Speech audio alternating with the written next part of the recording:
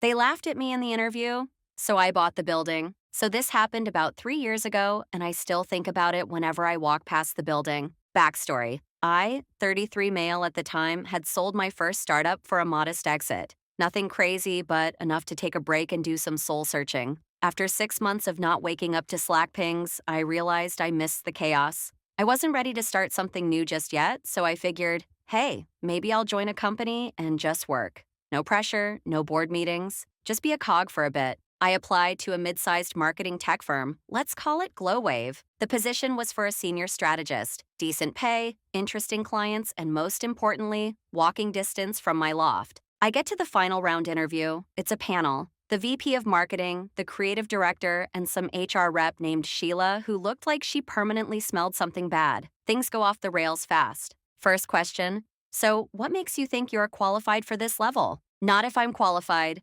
What makes me think I am? I stay calm, talk about my experience building 2 brands, leading teams, data-backed decision-making, etc. Halfway through, the VP chuckles. You know this isn't a founder role, right? He says. We don't really do startup energy here. I respond politely. Meanwhile, the creative director starts texting during my answer. Sheila asks me what my biggest weakness is and interrupts halfway through to say, we value humility here. By the end of the interview, I'm 80% sure they're just messing with me. I thank them for their time and leave. No callback, not even a rejection email. Honestly, I was annoyed for about 48 hours and then I moved on. Fast forward 6 months. I'm back on the grind, but from a different angle. I've started doing small angel investments in early stage startups and commercial real estate. Turns out I enjoy spotting undervalued potential. It's like Pokemon, but with zoning permits. My broker calls me with a listing, office space downtown. Guess where? Glowwave's building.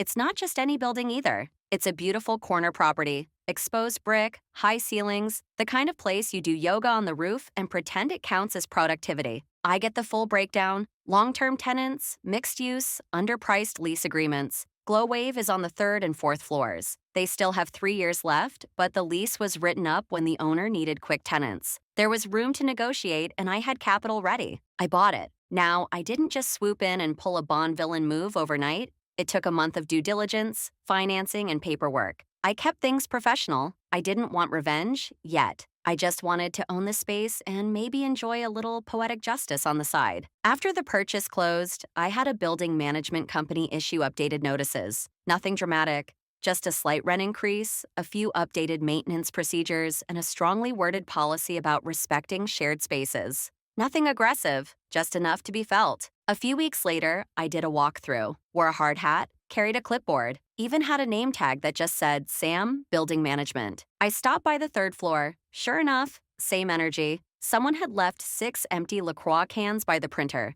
There was a passive-aggressive note about someone stealing someone else's oat milk. The kind of chaos that screams, we're not a team, we're a collection of Slack statuses. I went to the front desk and asked for the VP of marketing. Receptionist: do you have an appointment? Me: nope, but he'll want to say hi, trust me. A few minutes later, the VP comes out. Same guy, same smug face. He doesn't recognize me right away. Yes? I smile. Hey, I was here a while back. Interviewed for the strategist role. You told me I wasn't the right culture fit. His eyes narrow. Recognition flickers. Right.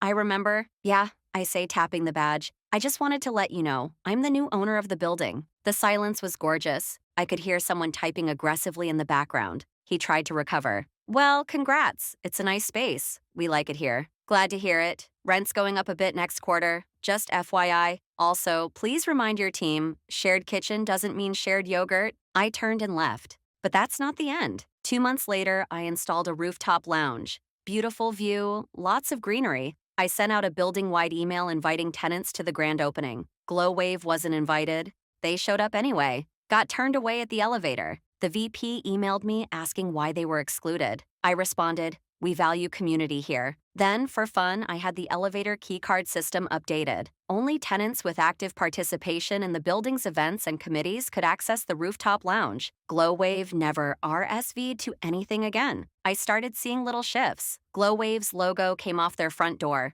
A new agency moved into the 2nd floor. They hosted coffee pop-ups in the lobby and said hi to everyone. One even brought my team cookies. Glowwave employees started applying to jobs at other tenants in the building. I know this because I saw resumes come through other companies I had invested in. Eventually, GlowWave's lease came up. I didn't renew it. Their office furniture was on the curb the day after the move. I took the biggest desk, cleaned it up, and gave it to the receptionist at the new agency. She cried. Now, the third and fourth floors are occupied by a startup accelerator I co founded. The same space that once rejected me for having too much founder energy is now full of, well, founders. Sometimes I still walk the halls, clipboard in hand. People greet me by name now. One of the tenants even made a framed sign that hangs in the elevator. Welcome to the building. Be kind or be outranked. If you like to watch more videos, please hit the subscribe button and notification bell.